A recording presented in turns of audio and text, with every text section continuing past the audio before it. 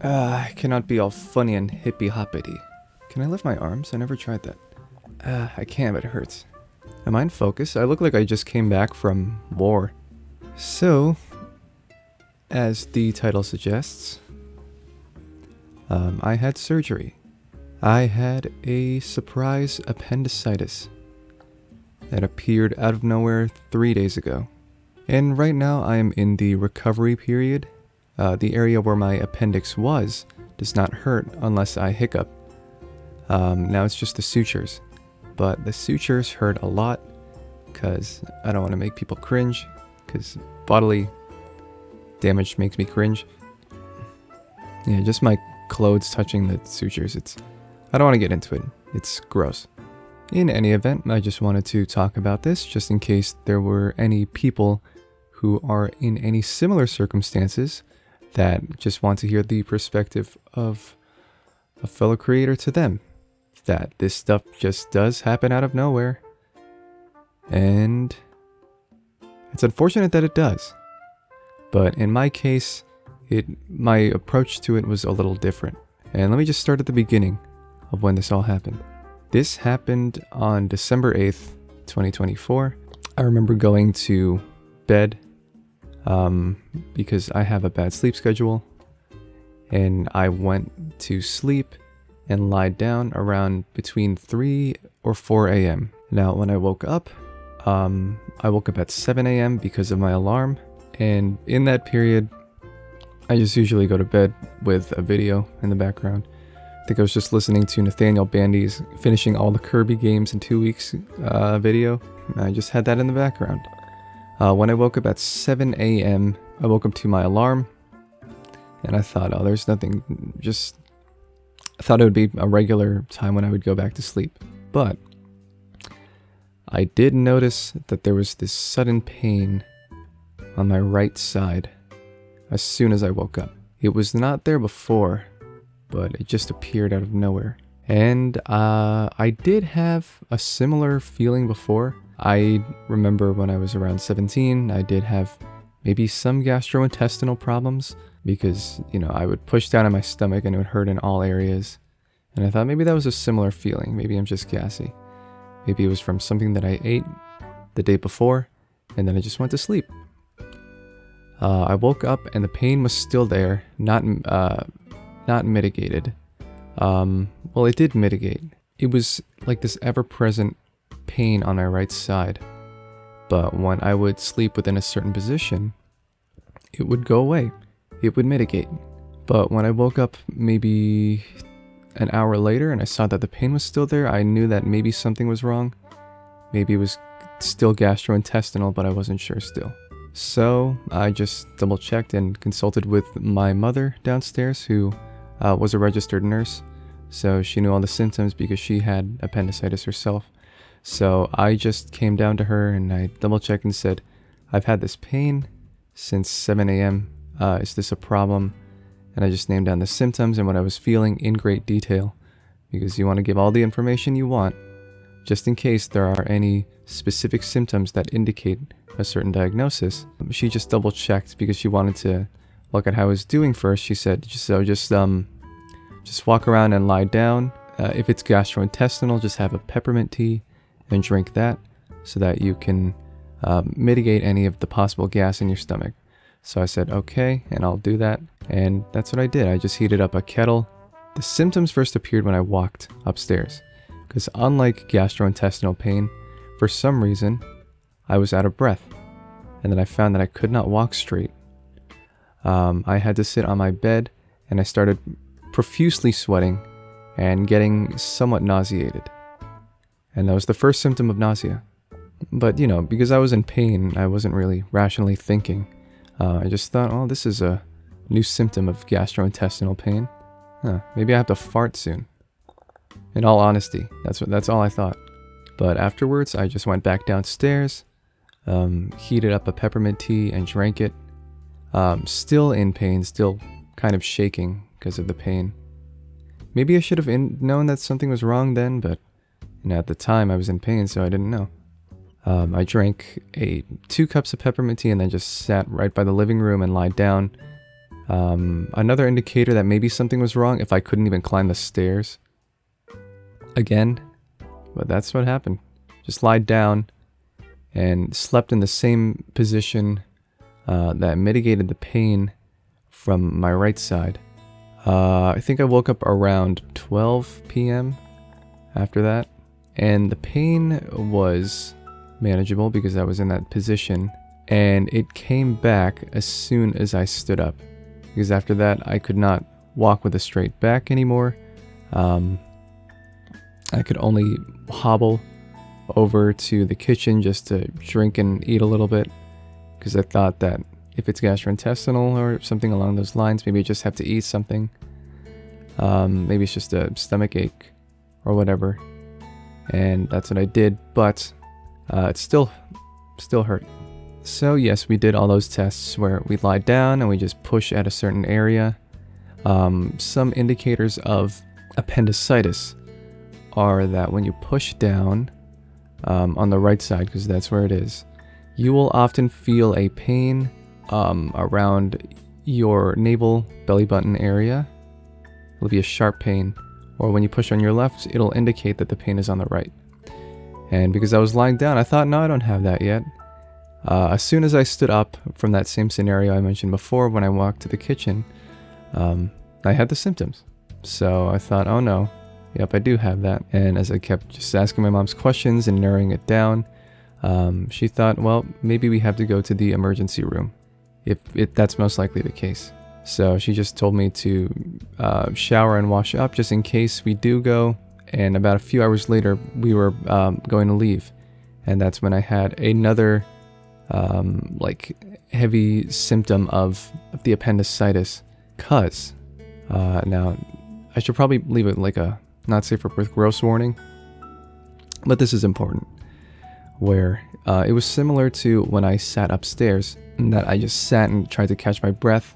I was getting some little chills and also sweating a little bit, and I was getting nausea, and I almost threw up.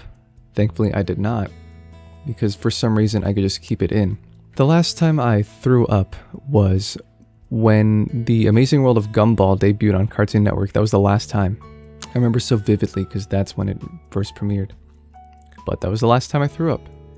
And part of me knew that I would feel a little bit better if I threw up, but at the same time, because I sing, I didn't want to damage my voice with any of the acids that come back and will maybe corrode it. Didn't want that going back up my throat, nor did I want to arrogantly damage the streak that I had of not throwing up for 13 years. Was that stupid? I don't know, but I almost threw up. It was very close. I was salivating and it was almost there, but thankfully I only had crackers and there was pretty much nothing in my stomach, so I was safe.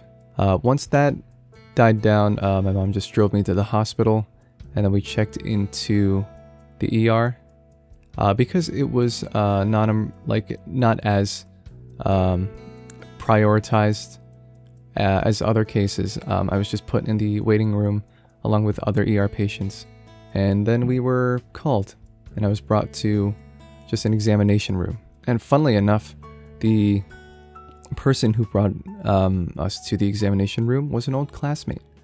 So I don't want to give your last name, but Cameron, if you are watching this, hello. Nice to see you again. It was appendicitis. It was good to see you again after not seeing you since like 2018 after we graduated. It was very nice. After that, they just made me do some urine and blood tests. I had to do the urine test first. That was the first time I overflowed the cup. This is so gross. This is nasty. Whatever. I was gonna leave a warning in the beginning. Overflowed the cup a little bit. Had to quickly pull it up like, oh, no, don't overflow it. Got the sample. Thoroughly washed the case, the jar that it was in. And then they had to do blood tests.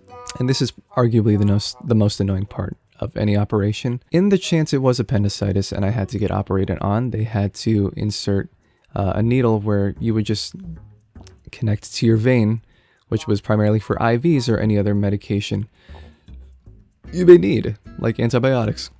And that's annoying because you can just feel it in your arm. It just sits there. And I did have that before because I did have surgery. Before. And I did experience that beforehand because I did have surgery at an earlier period of my life around 2017 when I had my wisdom teeth taken out. Same vein. Literally. So I knew what to expect, but this was the first time they were cutting into my abdomen and I was getting a little nervous. If that was the case at the time. So they just did that. They ran the blood works test. They would let me know if there was anything. And then after maybe 30 minutes or so, I believe, that was when one of the doctors came in and said, yes, they did, blood test did indicate that there was an infection. So I said, oh, okay. And they just transferred me to another room where I would be waiting other tests. Yes, they did bring me to another room where they would make me do a CT scan later. Because, as I mentioned before, a similar instance happened with my mother, in which she had appendicitis, and they ran a blood test, but because she was a nurse, she thankfully indicated the need for a CT scan just in case there were any hidden symptoms. And I could be wrong, I could be mushing up her story, but I think she said that nobody really listened to her properly, but she advocated for a CT scan, and that was when they found it. But by that point, it was very infected, so they had to work quickly. Glad that she advocated for a CT scan for me, because I probably would have just stubbornly been walking around aimlessly, and who knows what would have happened. While waiting for the CT scan, they just made me drink this edible dye. That was so that they could scan the interior organs. They were both like this vanilla flavored liquid in 2 plastic jars, and they just told me to drink them within 2 hours, and I did. Felt sick afterwards. I think it may be because of the sugar, and maybe because I didn't drink anything, or maybe just because I drank it too fast. I was developing a headache, and man, I am very, very prone to headaches, and this was awful. I was in between fighting bouts of sleep and trying to get in a nice position, while simultaneously watching Elf, because it aired 2 times in a row, and Fred Claus as it came up. But as I was in the middle of watching my second rerun of Elf, that's when they called me into the CT area, and just told me to come in, and they would scan me. So they just told me to do the normal thing of just like putting my arms up. I think they connected an IV that would allow to see everything better. I think that's what it was. But just followed the instructions, had to scan through and see if there was anything, and then I was on my way. Now, because I guess it was pretty busy around this time, there was a fair amount of backup, so I had to sit outside in the waiting area for like maybe 15 minutes before going in, and then afterwards, because they were waiting for somebody to bring me to my room. Got a terrible headache. That was my 3rd bout of nausea. That was not from the appendix this time. This was from my terrible pounding headache. But thankfully, I indicated to them that I had to, I just had a headache. So they connected along with the IV drip antibiotics, just in case, and also Tylenol for like an IV drip area. So that was not something I expected. I completely forgot that when you're connected, you don't have to ingest anything. You can just do it intravenously. I could still, I think a common symptom in appendicitis is that you cannot go number 1 or number 2 properly. However, I did not have that. I could properly do both. Could properly number 1, could properly number 2. Did I strain when I number 2'd? Yes. Was that gross? Should I have done that if that meant that I exacerbated the appendix? No. Should not have strained. Because I thought it was gastrointestinal, I thought it was gas buildup. And so I just did it anyway. Also, I was very stubborn. I know that a lot of people were trying to help me, like, change into my things, but yeah, again, I'm too stubborn where I'm like, no, I can do it myself. And that could be a good and bad trait. I don't know, maybe this is a reflection of knowing where your limits are at and when you can ask for help. Now, in these instances when you're constantly in pain, you can most likely just ask for help, because my pain level was sitting in between a 5 and 6 the whole time. It's just a good idea to ask for help when you need it. But as I previously mentioned, my pain level was in between a 5 and 6 the whole time, and it would not hurt unless I moved. Like, for example, before the CT scan in my second rerun of Elf, it was that famous iconic scene where the manager of the mall was like, "Alright everybody, remember 10 a.m. Santa's gonna come over," whatever. And then when Will Ferrell would yell like, "Santa! Oh my god, Santa!" That's when I stood up in my reclined bed and went, "Oh, I know that scene." And then I felt my appendix. And I was like, ow. That was the most painful I ever felt the appendix. Stupid me. God, I cringe at that. Not because it's embarrassing, but because of the pain I felt. God, that was painful. Ow, ow, ow, ow. I'm getting like secondhand pain. Phantom secondhand pain. But while I was in the middle of watching Fred Claus, and that scene where Fred and his brother, Santa, were getting in a fist fight. Why am I not sitting in the back of my chair? But as I was in the middle of watching Fred Claus, in that scene where Fred and his brother Santa got into a snowball and snowmobile fight, because Fred changed all of the naughty kids to nice on the list, and that jeopardized Christmas. Yeah, in the middle of all the fighting, the doctor, she came in and she said, "Yeah, we looked at the scans and yep, your appendix is angry." So a part of me was like, "Oh goody, there it is." And then another part of me was like, "Yes, it's finally here." And you may be wondering, why were you kind of anticipating this? Well, from what I mentioned before, that my mother has had appendicitis. She is 1 out of 8 siblings. So I have 6 out of the 8 siblings have appendicitis. My grandmother, her mother, had appendicitis, and 4 of my cousins had appendicitis. Or 3 of them before, now I'm the 4th cousin that has it. So yeah, what a major pain. I knew it was coming eventually, as I was reaching that age. Now, I was glad it didn't happen while I was on any vacation, but here, glad that it's finally out of the way. Like, even in those instances, in my past videos where I was just, like, where nothing was going on, because nothing really was going on, I knew from that far back then that I knew I'd run into it eventually. I didn't think I'd get it at 24, I thought maybe like 26, 27, but the earlier the better. And because there's nothing getting in the way right now, it's convenient timing.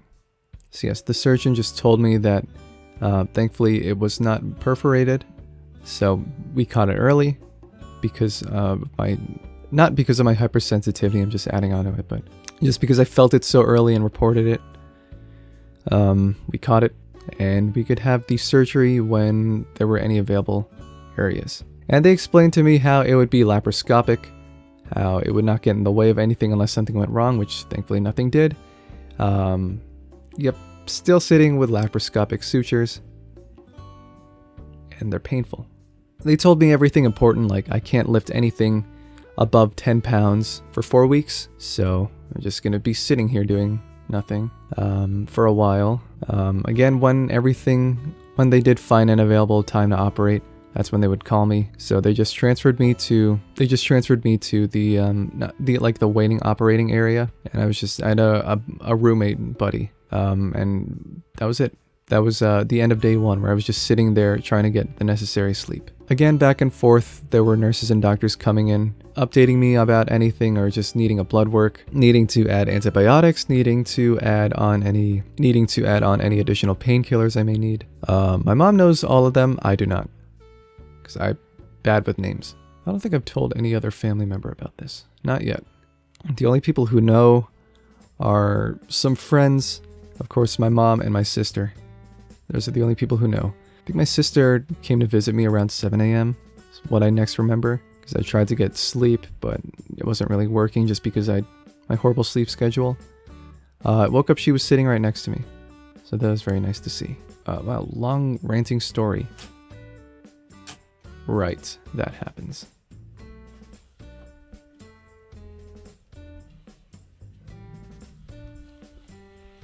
Now because she came to visit me early, we could only have one visitor in the room visiting after 10 a.m.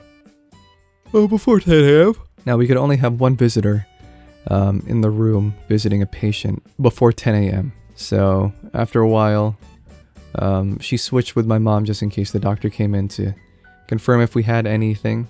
And it was just pretty much routine waiting for any available operating time. Because after that, we were just waiting for the whole day, cycling between nurses and doctors. My initial doctor who was supposed to operate on me was switched to a different one. And that was the one who operated on me later. Yeah, just moved rooms just because the person next to me needed more care than I absolutely needed. Just moved to another room where I heard the person next to me, who I think I learned was like around my age. I heard Ed, and Eddie in Cartoon Network playing on their TV, and I heard Breath of the Wild and Tears of the Kingdom playing on their Switch, and I thought, oh nice, this is awesome. I get to hear them playing. I get to hear the specific moments when they die, and when they go into a Bokoblin camp and then get demolished, or when they jump off the Great Plateau. I think the last thing I heard from him was that he went to the Lookout Landing, and then met Purah, and that was it. I'm getting off topic. Yes, did meet with the nurses and the doctors, and later on around like 7 p.m. they just came in and said, "Oh, good news, you can operate." They said, "Good news, we can operate on you." And we were all cheering. But even though I did anticipate that this would happen, still nervous. Still a worst case scenario, cynical kind of guy, and where the worst case scenarios can happen. Once they got all the preparations, that's when they wheeled me in to where the operating area was. And of course, I was just gradually getting nervous. Yeah, it's normal to get nervous in these things, because you're getting operated on. And even though I had prior experience, I was still very nervous. Some of my woes were eased by just waving hi at people and being all bubbly and cheery to get my mind off of it. But I knew it was coming, and I knew that it would happen, and it would be a pain in the arse. So I just met with the anesthesiologist, just indicated any important details, like what medication I was taking, any medical conditions, that I had veneers just in case the breathing tube that they put in while they're operating on me, they get careless and they break my teeth. Those things.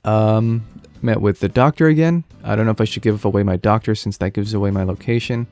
Shout out to my the operating doctor, who I'm meeting in 2 weeks to follow up. But yes, just waiting with my mother and my sister, and then they wheeled me in. They had to take my glasses because I couldn't have it. And yeah, when they wheeled me in, I have very bad vision, so everybody seemed like a blob and a silhouette. I could still indicate and make out who people are, but just not see them clearly. And I remember being wheeled into the area, getting gradually more nervous as we came in. And it in part, maybe it helped, maybe it didn't, that the background music that they were playing sounded like UK house music, and the vocalist sounded like KSI, going da da da da da da da da da. I couldn't understand what they were saying. I was still kind of nervous. So yes, same situation as before. They just made me feel comfortable and lied me down in a comfortable position, making sure some areas are elevated. They I made sure and nervously asked them to double check if the IV is going through. So, because I don't want to scare anybody by saying what scenario I was thinking, but I'm sure you know. But yeah, just wanted to make sure that everything was secure.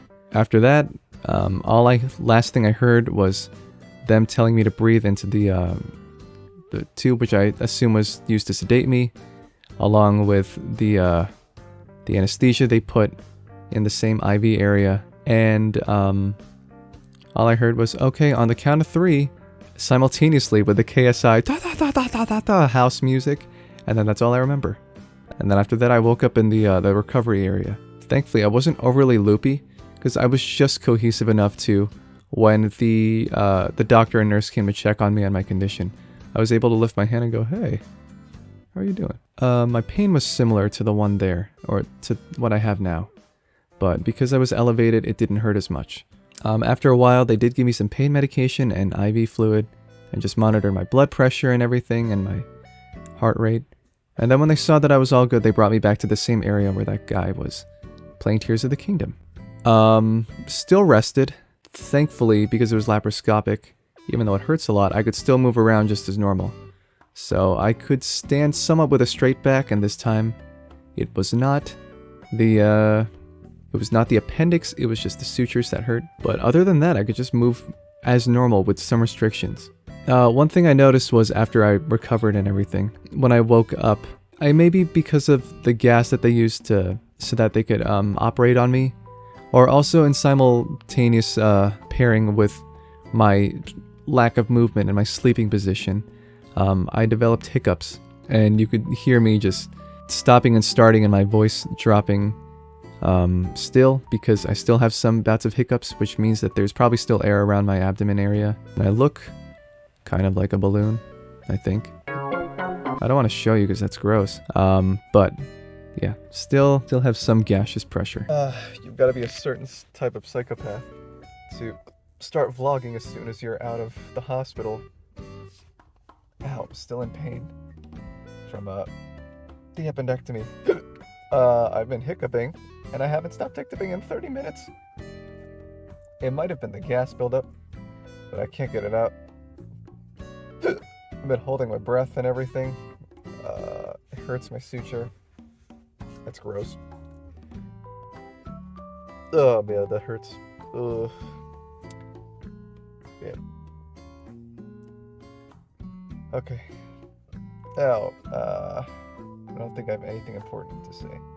Just gonna keep trying not to hiccup by holding my breath. Lock in.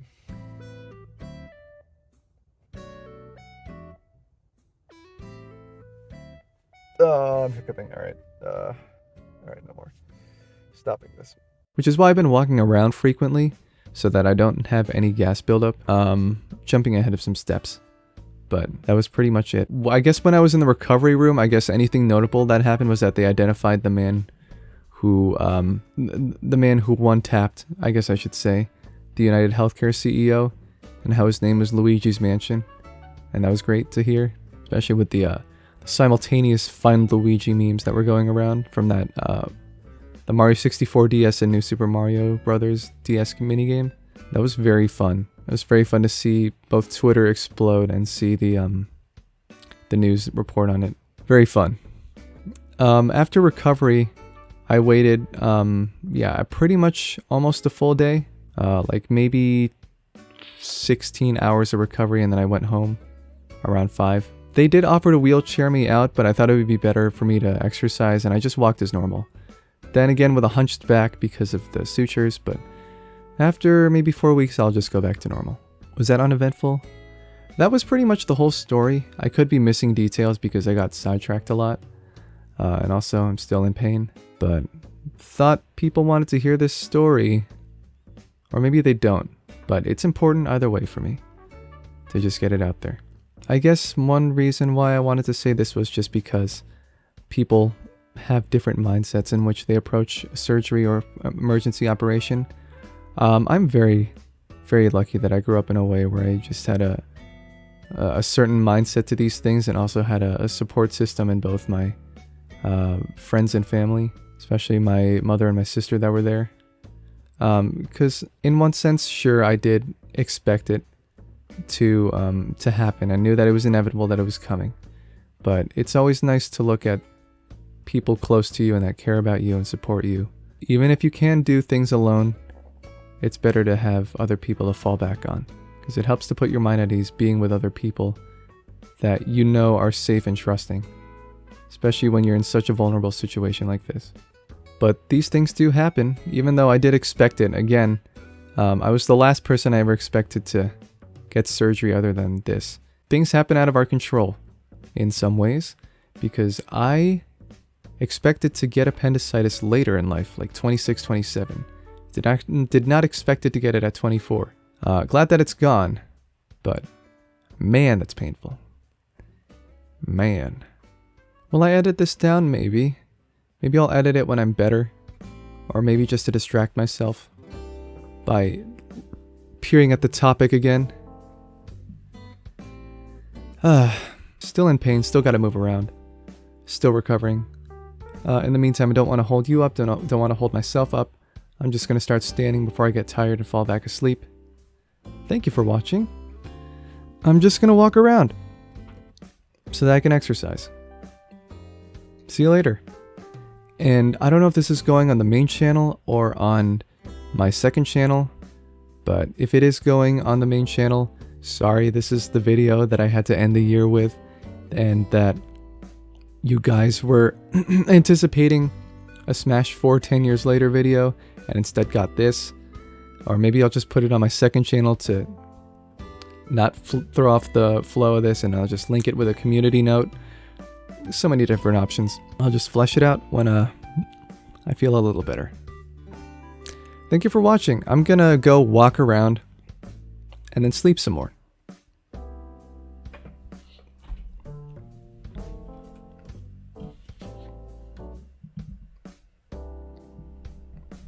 This is not gonna be fast because it hurts. Youchies.